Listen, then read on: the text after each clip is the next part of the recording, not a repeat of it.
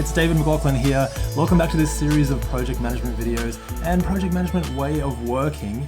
I just managed to pass my PMP exam only recently, and so I thought while it was kind of fresh in my mind, I would share with you a few things that I was really uncertain about going into the exam, and just to help reduce that uncertainty when you're going into the PMP exam as well. There were 4 things that really did surprise me. And maybe you already know about these, maybe you don't, but either way, it's just a nice way. It's a long exam, it's 200 questions, and so anything that can take that uncertainty away, I think is a good thing.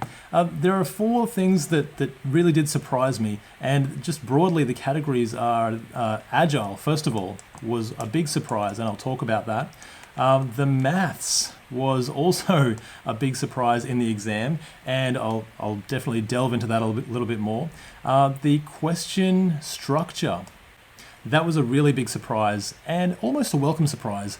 Definitely, I think they've done a good job, but I'll talk about that and what you can expect.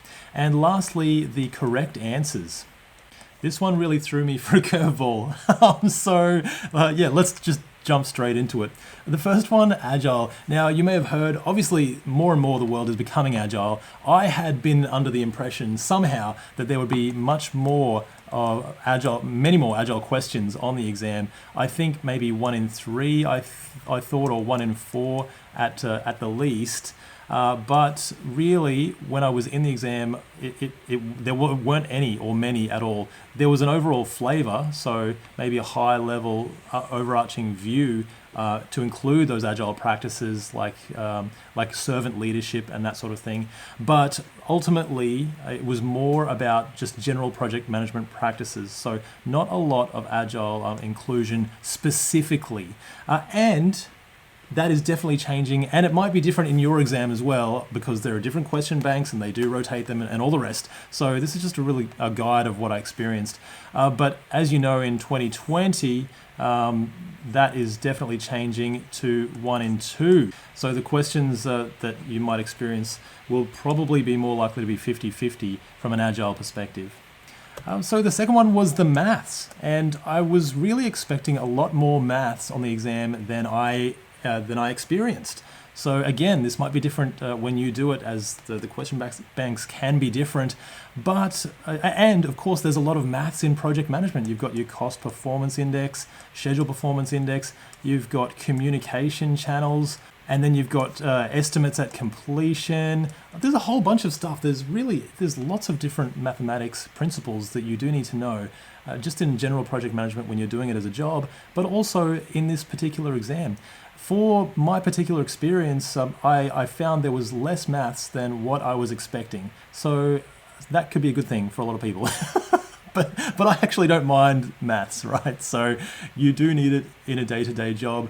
But under these circumstances, I think that could be a good thing for some people. I would still definitely learn all of the things that you need to, all of the formulas and everything, even just from the perspective that they're useful in your job.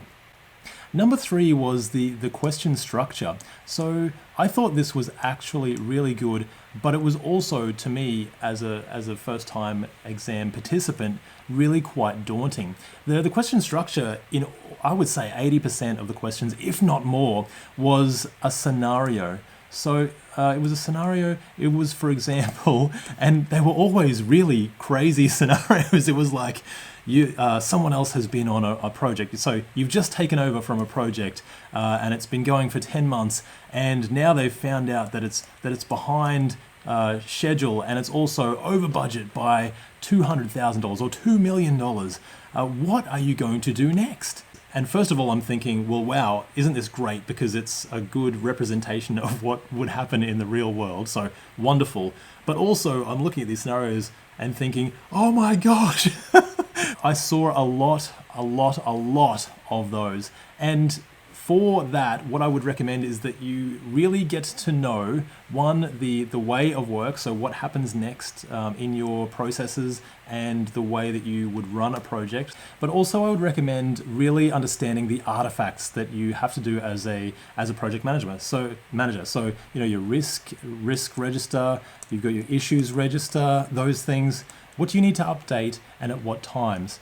Ultimately, these things feed into these scenarios, and that's what you'll need to know. Last but not least, another thing that really threw me off was that in each of the questions, as you know, it's multiple choice. So you've got A, B, C, D, or 1, 2, 3, 4, whatever the answers are, but you've got 4 choices. And what I found, again, in a high percentage of the questions, was that this one would seem correct, this one would seem correct, and this one would seem correct.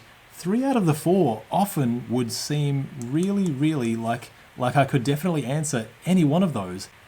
But that really made me stop and think, and the way I ended up answering those was just finding the one that was absolutely most correct.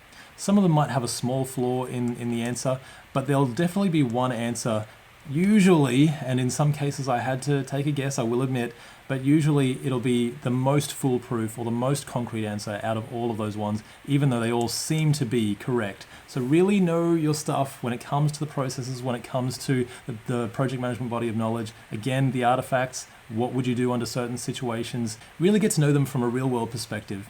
And I think that does credit the examiners, I guess you'd call them, or the people who wrote the exam, in that I feel that it's nice that they've turned it into quite a real world application type exam.